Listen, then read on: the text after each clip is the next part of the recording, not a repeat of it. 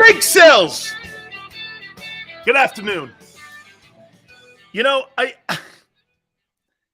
always want to start my show off on a good note because talking sports is one of the greatest things this country has afforded me. I never ever wanted to work in the news business because I'm just going to say this here. It's great to be an American. I don't root for any one individual. I don't vote for any one individual. But what I do, I root for America. Whatever that leads, whatever that means, okay? This country is the greatest country on the planet. I don't give a shit what anyone says. Are we perfect? No. But I wouldn't live anywhere else. And the cool thing about sports is this. You and me could sit at Lincoln Financial, okay? Republican, Democrat, Independent, atheist, Catholic, Baptist, whomever, and have one common theme. You're rooting for your favorite team. There is nothing left in this country that hasn't been divided except sports. If you're in Buffalo, if you're in Philly, if you're in Pittsburgh, you root for the Steelers, Bills, and Eagles. Sports is the best thing on the planet, and it will always be. We can sit here, have differences in ideology, politics, but you know what we do love? Sills. This is sports. We get to get away from all that bullshit that's out there in the world today. Hey, 11, does this look like a Bud Light guy to you? Hey, 11, hang in here. Does this look like a Bud Light guy?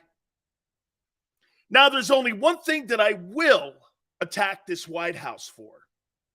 Are you ready? Man, Americans don't root for second place. You don't send the Iowa Hawkeyes women team to the White House for a participation medal. Like George Patton says, this is America, man. America roots for winners. We don't put participation medals on people. Come on, man.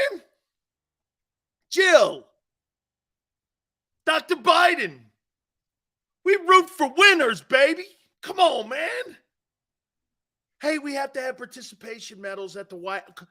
Man, America don't root for second place. We're the country of winners. She wants to have the Iowa Hawkeyes women's team go to the White House so they could sit there and watch LSU do this again. Or I have no idea what that is, man. If I was Iowa, I'd go. I'm not going for that. Can you imagine, man? So like President Clinton invites Penn State and they say, hey, Miami, you guys were number one all year. I'd be like, screw that. I ain't going anywhere, man. You can count me out. I ain't going. Big Sills don't pick up the second place prize. That ain't working for me. Dude, that's one of the greatest things my daughter ever did. I told you guys a story. They go, Dad, they gave us a 7th place medal. My daughter's standing over a trash can. She dropped it in and she goes, we don't do that here. And I went, I started crying. I was like, oh my God, I love you. Okay. Oh my God, we love you. Absolutely. I will say this though. Hey, Tone, that number you told me yesterday about what the number was for the women's basketball. How about this? They had a higher number than what the average was for Thursday night football on Amazon. That shows you what those women did for the NCAA tournament, though. How incredible is that? Good for you, man. Good for you. Reese's NIL is going through the roof. Clark is getting like kudos all over the country for going, I don't care. Dude, that's a great moment. We started the show here. Second day in a row I'm doing that. Good for those women, man. They carried women's sports into the mainstream. Now it's our job as media people to cover it correctly. Stop doing that stuff. Hey, cover them like anybody else. Oh, but they're women. Skirts. Dude, I don't care what they wear, who they are, what their sex is. Cover them fairly. Cover them correctly. All right. We are 20 some odd days out now. What is it? 24 days out now to the draft.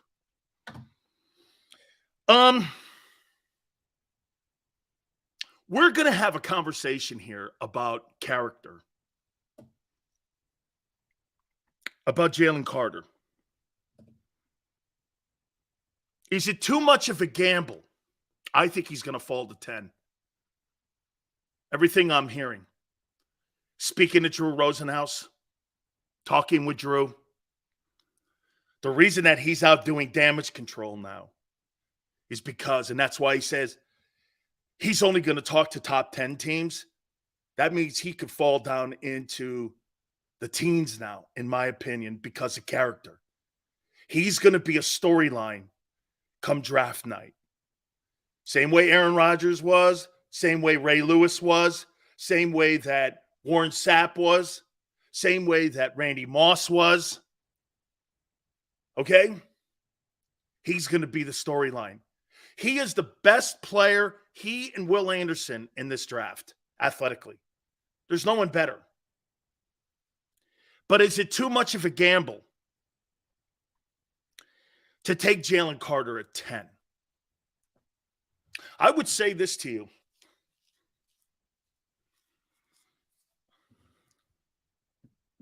Would you have a problem him being out of shape? Him not making proper decisions? Are those too big red flags to invest the franchise's 10th pick? I think there's a character issue here. I'll give you some history on a few players that I know well. Warren Sapp and Ray Lewis. I've told you this before. A person was murdered in Ray Lewis's dorm room. Warren Sapp had a pot issue, plus other issues. Jerome had other issues. But those organizations, the Buccaneers, remember something. Bucks had Tony Dungy. The Bucks had Dungy. Randy Moss had Dennis Green.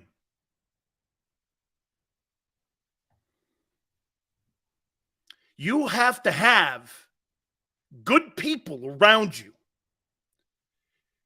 in a top flight organization to handle shit like this. Remember something now about the Eagles.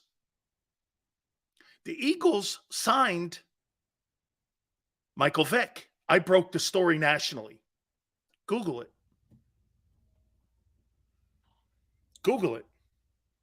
I'm the guy that broke it. It wasn't anybody at ESPN. I broke the story that Michael Vick was signing with the Eagles. No one knew but me. I had it at 11:30 in the morning, and I didn't say anything until 3 o'clock in the afternoon because I wasn't sure I wanted that. And I was the only guy in the country that knew the Eagles had given him a contract. Okay? This guy had just spent time in Leavenworth. And there was a guy that was working him out. And he called me and said, Sills, Andy Reid's down here. Tony Dungy's here. Michael Vick's here. And I went, what's going on? And he goes, well, the Eagles just signed Vick. And I went, okay. And I went with it at 3.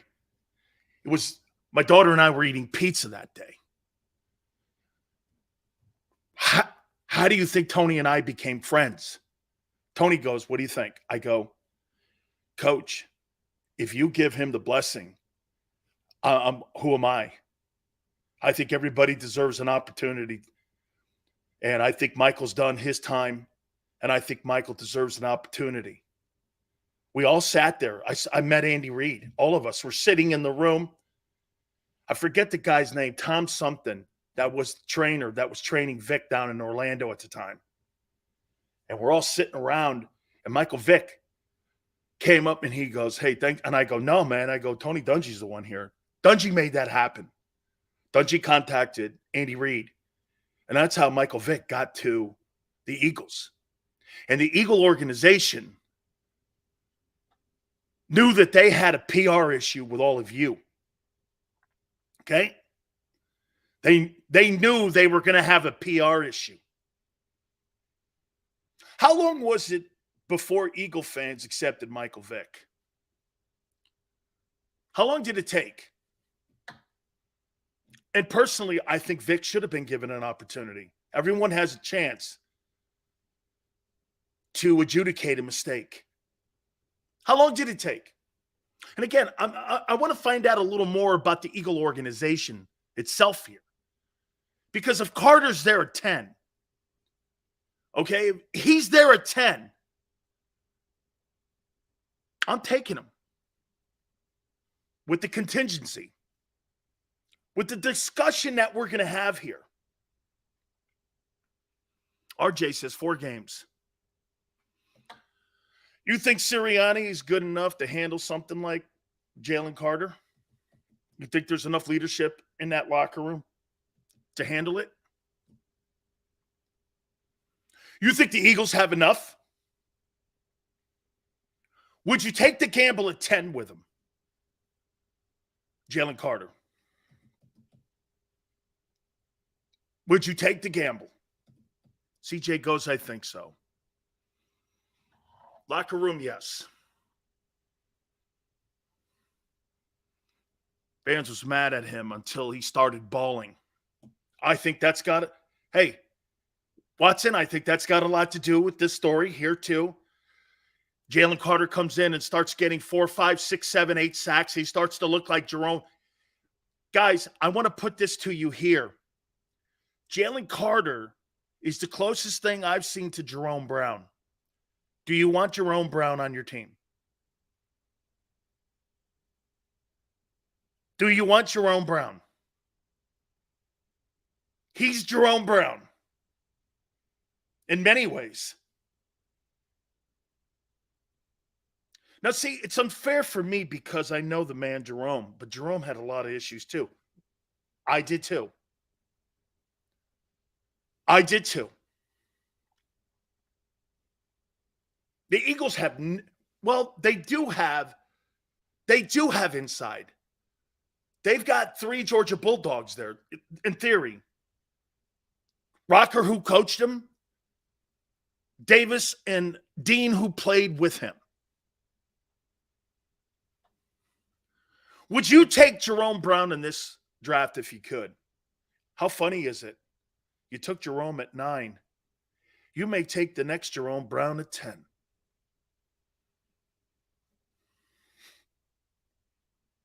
Look who you had on that defense, though. Seth, Simmons, Reggie. All the DTs you had in there that were experienced veterans. Look at the guys you had in that team, especially defensively. A lot of leadership. A lot of no-shit guys, right? There were a lot of no-shit guys in that locker room. Gangrene. You don't have the locker room that locker room was. It's not. Not saying it's, Kelsey and Lane and Graham and Jalen and Fletcher. What kind of leader do you think Fletcher Cox has been? Because he'll be instrumental in this decision. Do you guys think that they gave, and Tone, I'm going to tell you here, and this is where I'm going. I think they brought Fletcher Cox back at 10 because they know that they're going to take Jalen Carter if he falls or he's close to 10. because they're going to need Fletcher Cox's leadership. You don't give a guy like that $10 million and just go, hey, you know what? We really appreciate. Hope you play 60 snaps, and you know the guy's getting older. They brought him back because he's essential in this process. I think they're targeting Jalen Carter. And with all the Carter shit that's going on now, he's coming down more. Then you trade 30. Get more pick. Look, the premium pick is 10. You know, Carter may even fall out of the 10. He may even fall out of the top 10. There's going to be teams that are going to be, get this, they would rather gamble on the lesser position, quarterback, because it's the most important position, than the best player in the draft. Dank, I hate to say that and be that guy, but the more bad news on Jalen Carter, the better it is for the Eagles. It's a true statement. The more negative shit that keeps getting out there, fat, out of shape, agent, now saying he's only going to talk to top 10 guys. Who says he's going in the top 10? Remember something about Drew Rosenhaus. Drew Rosenhaus is the master of disguise when it comes to the draft. Look what he did for Willis McGahee and all them guys. I know him. I know how he works. Carter or Simmons at 10, Big Sills. Who you taking? I'm taking Jalen Carter, and I'm not thinking about anything. Well, again, Jeffrey Simmons with Tennessee is a little.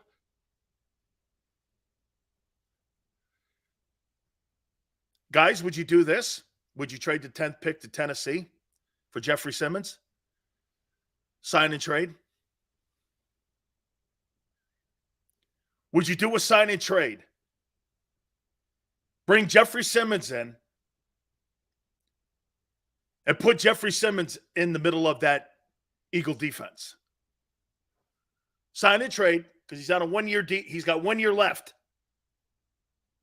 You send a 10th pick to Tennessee. You get Simmons in return. Do I think he's worth the 10th pick? I do. Gonzalez or Ringo? Again, no thank you. No thank you, because I'm going to get into another topic here with the Eagle defense. Okay? No thank you. At 10, no thank you. Ringo or Gonzalez? No thank you. You do nothing for my chances to win the NFC championship this year. Those two players do nothing for me. They do nothing for me. I got my corners. I get the two best corners right now in the NFC East and in the NFC. Why do I need a guy? I'll worry about that next year. I'll address that next year. I don't need to do that. I got a quarterback to sign. I'm getting my finances in order here. Why would I cut a deal for two $14 million corners and then draft a corner? And that guy doesn't play. These kids need to play. They need to be on the field. Last year's group included. Simmons to Tennessee, 10th pick. Sure. Heartbeat. Sign and trade in a heartbeat. I'm not giving the 10th pick up with no guarantees that he's not here for 3 years after we make the move. I'm not giving you the 10th pick on a rental. Because it would, right now, the way it is, it would be a rental. Because then he could be a free agent at the end of the year. And I'm like, no, the 10th pick is more valued than that. Not doing it. That 10th pick is the value. Again, I think Carter's going to be there. Jalen Carter's not there. I'm trading down and out of the first round with that pick. And I may even take an O lineman at 30. so that I could swing tackle him, that Skornowski kid, maybe move up to 14 from 30, and having collected picks at 10, and I get myself an O-lineman. The Eagles, get this, if the Eagles took an O-lineman, I'm great with that because that's who they are. Don't shit on the Eagles if they take an O-lineman and trade out of the first round if their desired player's not there. Okay? Don't shit on them for that. Because, quite frankly, I think that's key. Right now. Here, we're going to get into the defense here in a second here. Okay? We're going to get to the defense here in a second. The O-lineman, there's 3 of them in the first round you could get. I got Carter for 5 years. I got to pay Jalen. I need young talent on young deals. Amen. That's exactly, James is exactly thinking the way the Eagles are. Almost every single position that Philadelphia has to fill, go young. I'd rather go young or get the deal like you did for the Saints guy. I told you, linebacker, safety, defensive tackle are very weak in this draft. Next year, they'll be better. Get these one-year deals. Linebackers, terrible in this draft. The linebacking core is terrible. Safeties are terrible. Running back position's terrible. Outside of the top 2 guys, the rest of them are dudes. I'd rather have Rashad Penny after the top 2 guys. Honestly. For the money that they're spending on Penny, I'd rather have Penny. Arthur, there you go. I'd rather have Penny. Because there's nothing in the draft. This is a very weak NFL draft at many positions. Wide receiver, it's pretty good. Edge rusher, it's good. There's some good corners in this draft. There's 1 or 2 safeties. O-line looks pretty decent. The quarterback grouping is ranked 4th. This is not a great draft.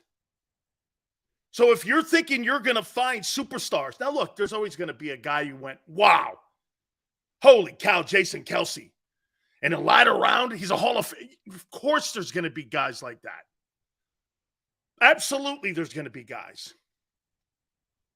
My question is more so, are you going to take a guy that's got character issues? And I hate to do that to this kid because I don't know him from a can of paint. I'm not one of these guys that pretends to know people like Jalen Carter. I don't know him. I've never spoken to him. I've never said anything. But when I watch tape on him, he's Jerome Brown. His tape's not the issue. Can he show up at the stadium on Sundays? Can you imagine that? Dude, I shouldn't be asking you questions. Are you going to show up to the stadium on Sundays? This is almost like John Jones shit. You can make the argument John Jones is the greatest UFC fighter of all time. You know what Jones's problem was? Showing up to the octagon. Your career can't come down to this. Hey, are you going to show up to the octagon? Because then you start doing this. What a waste of talent. Right? John Jones, greatest UFC fighter, greatest heavyweight of all time. Khabib probably in that conversation. St. Pierre, all them guys. But Jones is the greatest. But the biggest issue with him was, are you going to show up at the octagon? Dude, can't have that as part of a narrative on your career. Yeah, man, we couldn't get him to the stadium. Dude, man, I don't want to draft you then. I think we're going to know a lot about Jalen Carter. If Tracy Rocker passes on him at 10, we're going to know a boatload about Jalen Carter. And let me put it to you this way. I don't know if you guys agree, Tone. All you guys, I don't know how this is going to play out for him. But if the Eagles pass on him at 10, knowing full well that the defensive line coach coached him at Georgia, he could fall to 20.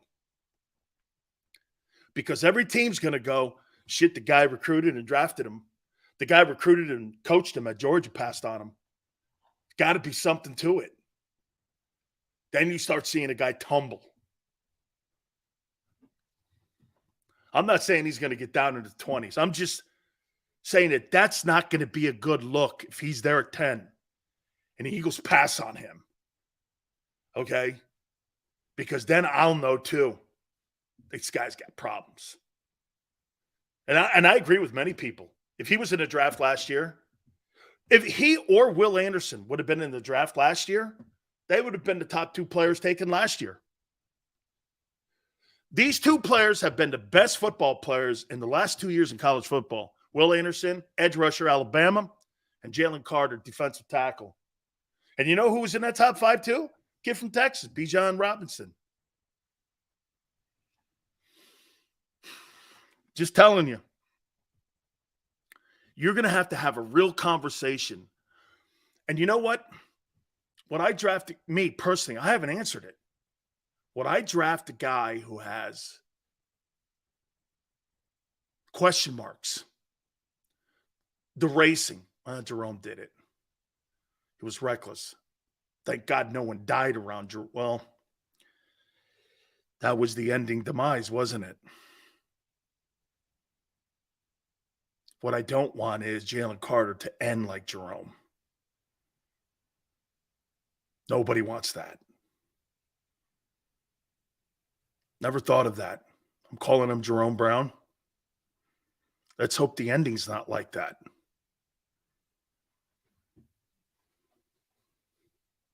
I see a lot of Jerome in him. Maybe you can get to him. Talk to him. Tell him, hey, pump the brakes. No one told Jerome to pump the brakes. Can't tell you how many times we all tried to do that. It was impossible. You were not going to stop Jerome Brown on the field or in life. And he was on that Gang Green team with all them dudes. You're going to have a real big conversation. You know, if it gets down to like this, look.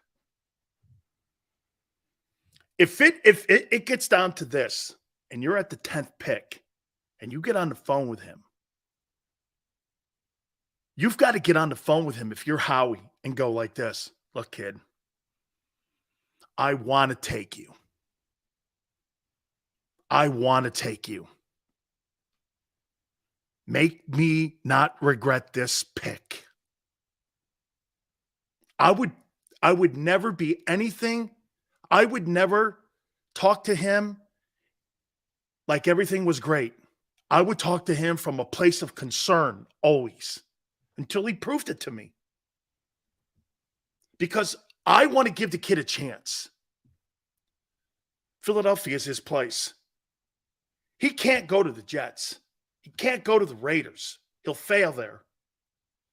If he goes to the Raiders, the Jets, places like that, I'm going to add, by the way, Dave wants that, is on with us at 4:30. He helped build those Dallas Cowboy dynasties with Jimmy Johnson. I'll ask him if he would have gambled, if he and Jimmy would have gambled. Dave was the defensive coordinator of the Cowboy teams that won 3 Super Bowls. I'll ask Dave, would you gamble on Jalen Carter? Would you gamble on him in the first round at 10 if he falls there? We'll talk to a guy who was in all of Jimmy's draft rooms, even in Miami, when Jimmy in the latter rounds found 2 Hall of Famers in Jason Taylor and Zach Thomas. These guys recruited all pros and Hall of Famers. We'll ask him. And Jerome Brown was in the room with those guys when they coached us at Miami. Who better to talk to about Jalen Carter than Dave wants that?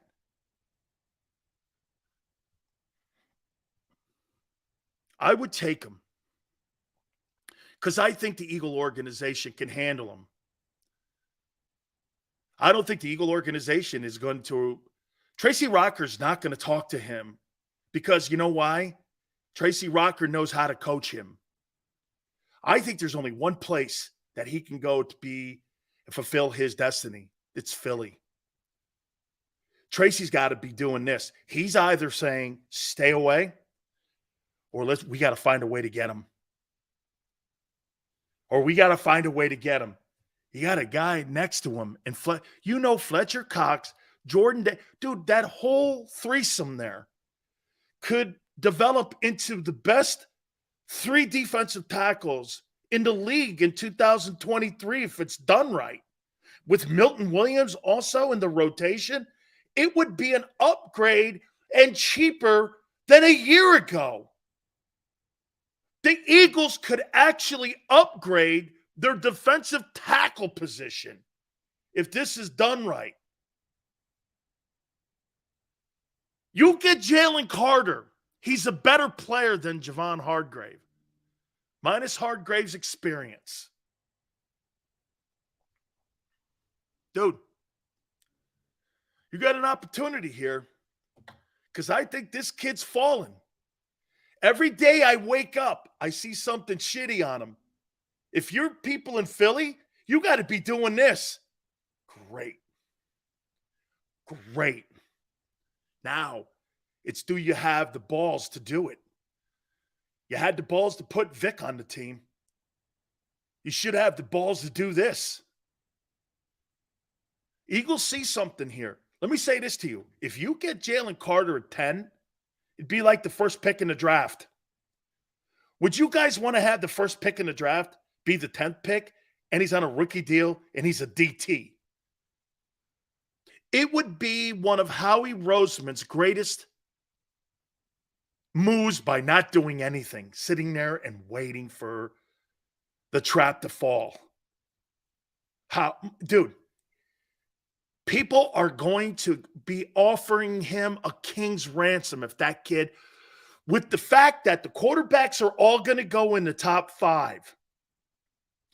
With Carter falling, the value of that 10th pick, it's increasing every day. The 30th pick is where he's going to get his player if he so desires to trade out of that 10th pick. Howie is waving that 10th pick around right now like it's the golden ticket. Let me show you how crazy this all is going down. I found out Bill Belichick has been shopping Mac Jones. You just drafted the guy in the first round 2 years ago. He sucks already? And you're going with Bailey Zappi? You're going with Bailey Zappi because he sees what happened in San Francisco. I don't need to be paying a first-round guy money when I can have Brock Purdy, Bailey Zappi. Shit, Jalen Hurts. He's shopping Mac Jones. Does that mean he's making a play for potentially one of those quarterbacks to fall? 10th pick, Patriots. They want to make a move? Get this, man. Bill Belichick has got to start winning something because this guy looks like Cleveland Brown now, Bill Belichick. You're starting to get that George Seifert tag about you a little bit. Hey, man, you're in San Francisco and you're winning all them games. You go to Carolina, you suck out loud. Man, I'm telling you. Hey, Bill better win this year. Belichick better win. I mean, better win. Arthur goes, I have to believe the Bears who traded back from 1 would take him. The Bears have to build that offense and get some players for Justin Fields. They've got one of the worst offensive lines. And quite frankly, the kid in Chicago's right there. That kid Skoronski. Drafted kid. He's right there from Northwestern. They had a chance to watch him his entire career in Chicago. Why wouldn't you take that? You probably have more eyeballs on that guy than Jalen Carter. The Bears can't make any. By the way, Dave Wannstedt also works on the Bears pre and post game. I'll ask him if they'll take Jalen Carter. Dave was the former head football coach of the Bears. I'll ask him. Now works for Fox Sports too. Was my defensive coordinator in Dallas and with the Miami Hurricanes. Dude, Jalen Carter is there. My only concern will be, do the Eagles have the balls to do it? Are they okay with him showing up to the combines fat and out of shape? I'll tell you something, man. Okay, that's a problem for me. So you show up to the combines and you can't even get through drills. And Tracy, let me tell you, okay, I had a conversation again, and I told you who was running the defensive drills at the combines. Carl Dunbar, who's a D-line coach of the Steelers. I said, what about the kid? He goes, man, he was out of shape. His start was slow. He was just out of shape. He wasn't ready. I go, what do you attribute that to? He goes, preparation. I said, what? He goes, Dan, what's the rule? Dude, it takes no. Hey, guys, always remember this. It takes zero athleticism to be in shape. You don't have to be a great athlete to be in shape. That's determination and desire. And that's doing it when the lights aren't on you and no one's watching you. Okay? That's when you know you got a ball player like Jalen Hurts. Doing all that shit when no one's watching him. That's the look. Maybe Jalen and his work ethic rubs up. That happens. That happens. Work ethic can rub off. Dude, I sat next to Jerome and watched him, and I wanted to do every single thing he did. It was so important for me to perform like him. I watched every single thing he did. And before you know it, he started watching all the preparation I started to do. Before you know it, Cortez Kennedy, Russell Maryland, Warren Sapp, and all these guys watched films of how Jerome and I played the position at Miami. Ed Ogeron told you that. They watched tapes for 20 years on us and how we prepared. Dude, preparation in that league is 10 times more important because you can't get around the fact that hey, you think you're a better athlete than them? No, you're not. And if they're more prepared than you, they're going to kill you. JM goes like this. Carter won't grow up. That's a concern, dude. That's a total concern. Hanging with the right people, 11. He's been at Georgia for 2 years and was the centerpiece on back-to-back national title teams. Being around good people, I don't know if you can be around any better people. Do you know that he has now part of a program that has taken the baton from Bama as the best football program in the country?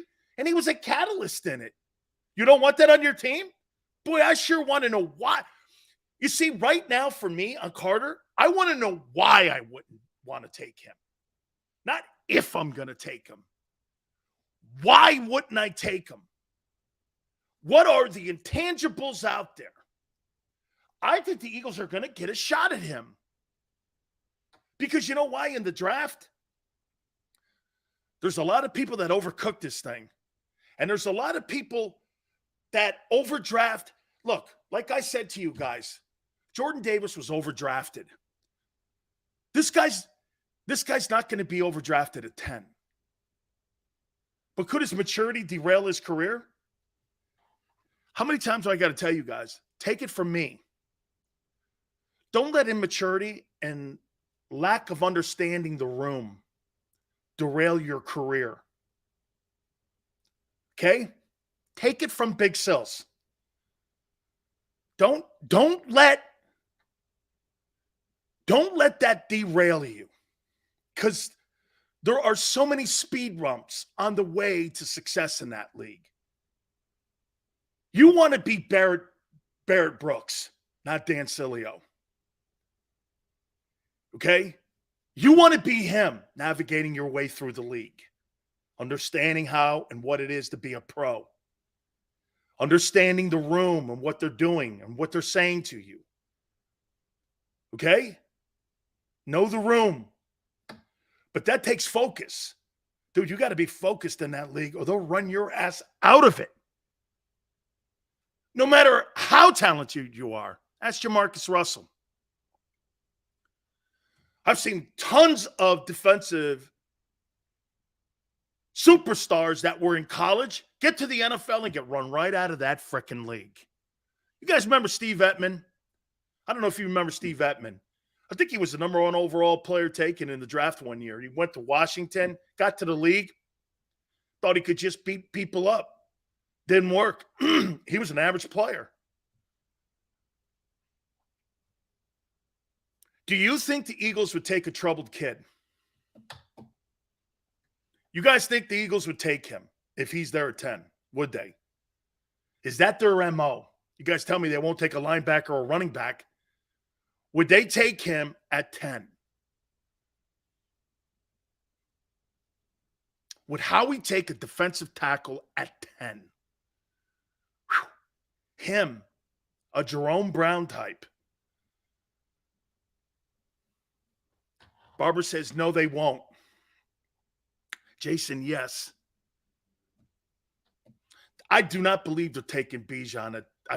They should, because he's the only guy in the draft that can help Jalen. Callie says yes. All right, let's move on to this topic. I think if Tracy Rocker gives the go-ahead and the personnel people and Nick and everyone and the new coordinator are sold, I think they will too. I think Tracy, we're going to know. We're going to know a lot about Jalen Carter in this draft. I think he's tumbling. Every day there's shitty news. Now, is that by design, by other organizations? Because they're hoping. I'm hearing the Raiders want to take him. I think that'd be a disaster if he went to Oakland. Las Vegas. All right. Let me ask you this. I heard this today, and I'm going to ask Dave Wannstedt this question. He's D coordinator of three Super Bowl titles. Is this Eagle defense good enough to repeat as NFC champions? Do you think this defense is good enough to repeat right now? Do I think it's better than the 49ers? I do not. I do not think it's better than San Francisco. James says no.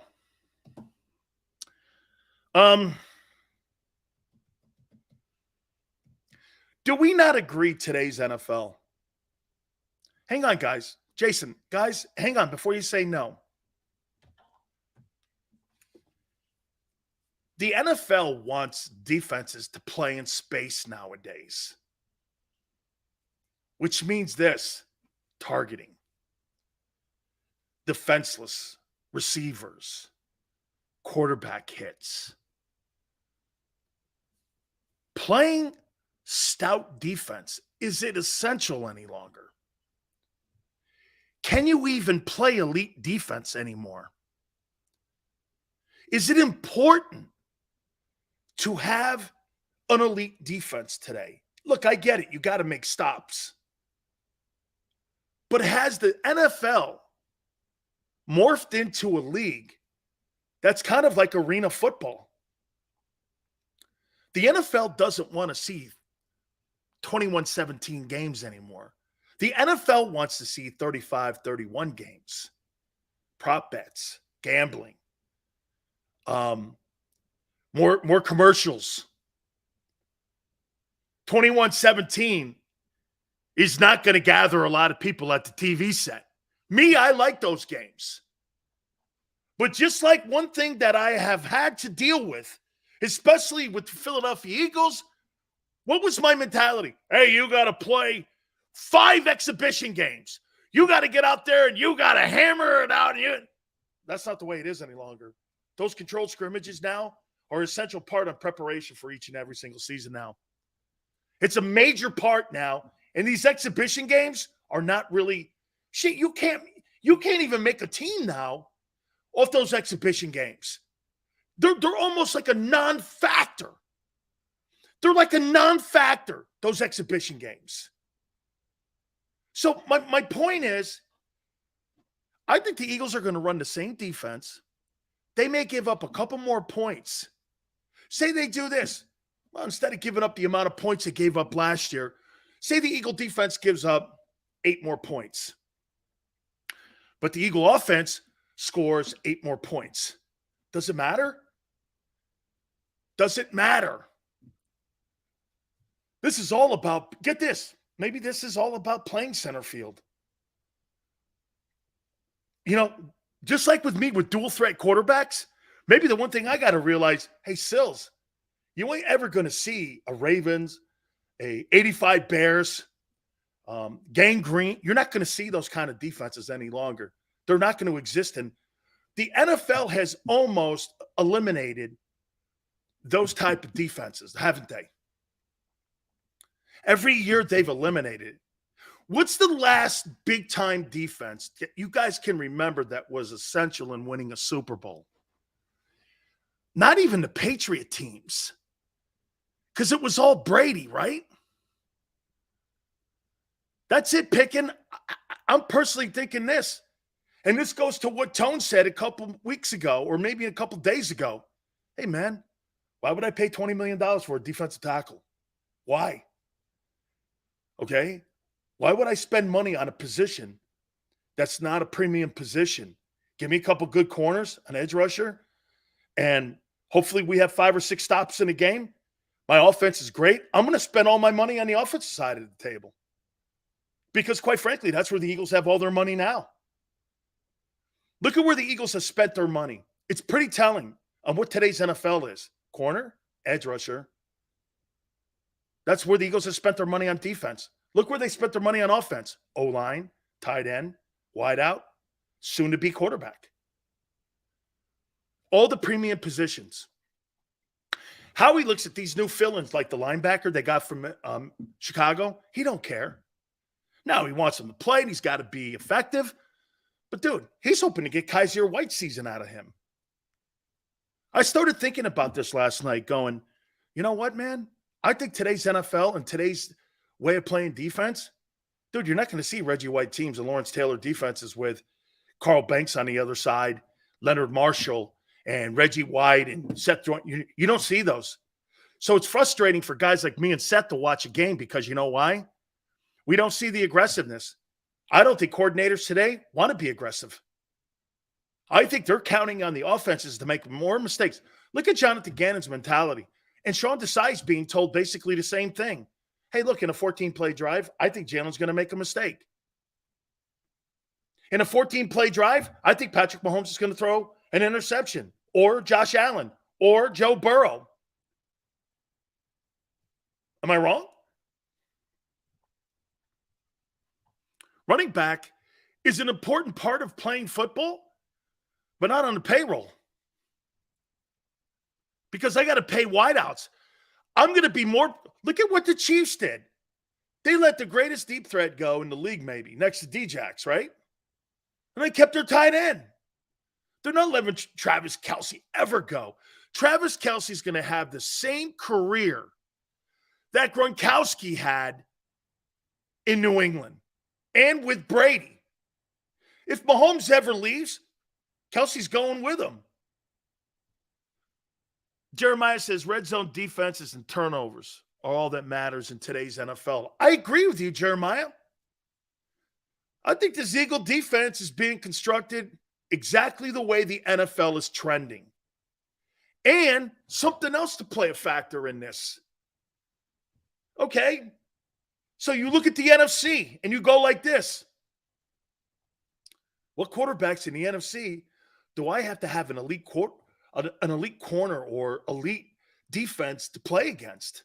Who? What guy would I have to have that I need to stop and I need to worry about. Rodgers is soon to be a Jet. Matthew Stafford, he doesn't frighten me. He has no O-line. He has no running back. There's no running game. Matthew Stafford, dude, Detroit frightens me more than the Rams. How about that? After that whole Goff and Stafford deal, Goff scares me more than Matthew Stafford because they have more pieces up there. Isn't that crazy? Matthew Stafford doesn't scare me as much as Jared Goff and his Lions. Who would have thought that 2 years removed from them? Man, they got their Super Bowl, albeit. But the Lions are more formidable, in my opinion, than the Rams. Told you this before. I think that Lions game at the beginning of the year a year ago, I think that was probably one of the Eagles' toughest games. So my point getting back, maybe Howie is onto something here. Look what he's figured out. How to keep the team healthy. Get me to December and January healthy. Eagles went to the Super Bowl with all 22 healthy. That's insane. That's insane. And they've been healthy 2 years in a row. So now it's a trend. It's a trend now. That's not luck. That's a trend that the Eagles are healthy. And they're healthy at the end of the year, which is insane. And does it have anything to do with the fact they don't play exhibition football? More controlled scrimmage work? Probably. Sills, you got to readjust that. And now maybe I have to readjust how you play defense. Maybe Jonathan Gannon was a great coordinator in today's NFL. Today's NFL is not Buddy Ryan's NFL or Jim Johnson's NFL. Going to talk to a guy who won 3 Super Bowls. Dave Wannstedt, 4:30 Eastern. Let's see if he agrees with that. Today's NFL is not Jim Johnson's NFL, especially the style of defense. So when he looks at the safety position that Gardner Johnson wants the money. All the players are looking at, hey, I led the NFL in interceptions. I should be rewarded for that. Okay, this is what we think you should be rewarded for. Let me tell you, the worst thing ever happened to safety was Jamal Adams. That's the worst thing ever happened to safeties. Because once they saw Seattle not get their return on investment, you'll never see a safety as far as I'm concerned. Now, the kid Bates, he better produce to save the position. Let me tell you this, if that guy Bates fails, why would you in the world ever pay that position again? The amount of equity that Seattle had to give up, 3 ones was it or some shit like that, and $20 million, they never got their return. They never got their return on investment. Never got it. Howie had to look at it like this. Well, shit. First off, Gardner's not Bates. Okay? See, Gardner Johnson started believing that he was Bates from Cincinnati, and he's not. Oh, boy, you saw the market. What's that got to do with the difference in players? I hate when I hear that market price. Dude, just because you're in the market, there's a difference between a Ferrari and an Acura. Gardner Johnson's an Acura. Bates is a Ferrari.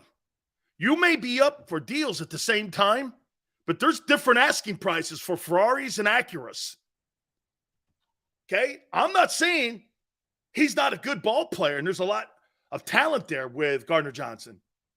But me, my eyeball test, I'm paying that guy, and I want to see it with you. I want you because I think there's a bright future for you, but you ain't that guy.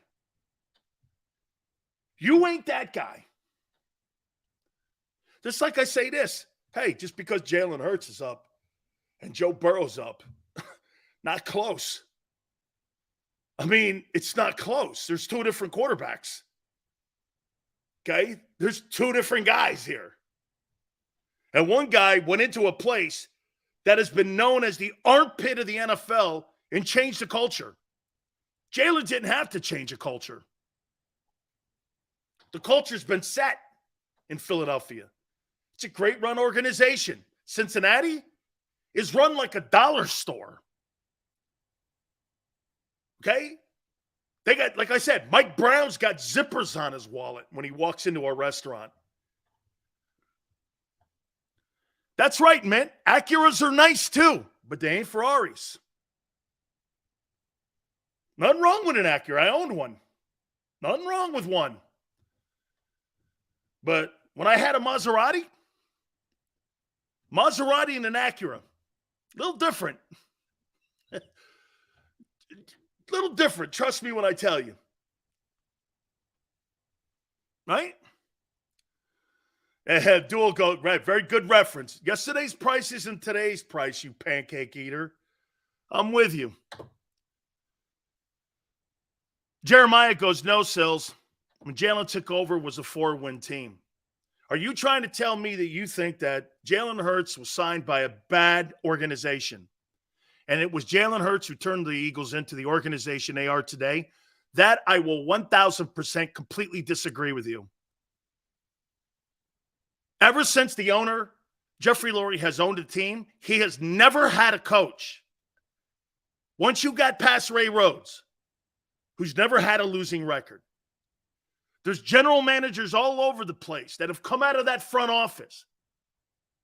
Absolutely do not 100% agree with that at all. I completely disagree with that. They were just some bad seasons there. They were bad seasons, not a bad organization. An organization that makes poor decisions is Dallas. The organization is a result. The team is a result of the organization, though, Jeremiah. You can only build the team from the people upstairs. Success trickles down, not up. Okay? Success trickles down. The Eagle owner has been a brilliant owner. And I have said that, and I'll continue to say that. The owner of the Eagles makes right hires. They make great decisions. They move off of problems pretty quick. You know, the Derek Barnett's and the Jalen Reagors of the world, they kind of like drag their feet a little. I mean, Jalen Reagor should have been cut the same way the receiver, that guy Henry, was cut up in New England. Once you realize he sucked, you move off him. You don't keep him around and then move him for a 7th rounder. It looks kind of stupid, like you just held on to your reputation. Jalen Reagor hurt Howie Roseman's reputation by holding on to him too long. Yeah, you hold on to Derek Barnett. You've held on too long. You've held on too long to that guy. He has been a bust. They moved off of Dillard. Okay? They moved off of him. They realized he's not going to be what they – I mean, think of this. You know you're losing Isaac Seumalo, right? And you still let Andre Dillard go? There was no talk of moving him to right guard? Oh, that's right. His flexibility wasn't there for him. Well, then you get out of that. You get out of that. See, what kills me about Andre Dillard's move, how stupid he is. I get he got a lot of money from Tennessee. I get it. But how stupid is he? You know what I would have did? I may have taken some less money. I would have been put in the guard position, right guard. I would have played 2 years or maybe even give me a 1-year deal. I go out there and turn into an earth mover in between Kelsey and Lane Johnson. I would have went in the open market and I'd have been a $15, $16 million guy. Instead, you go to Tennessee as a backup, and as of right now, well, hey, okay, we think there's some talent there, this and that. There's still question marks on you, son. If that's me, this is where Barrett Brooks again is smart, not Sileo.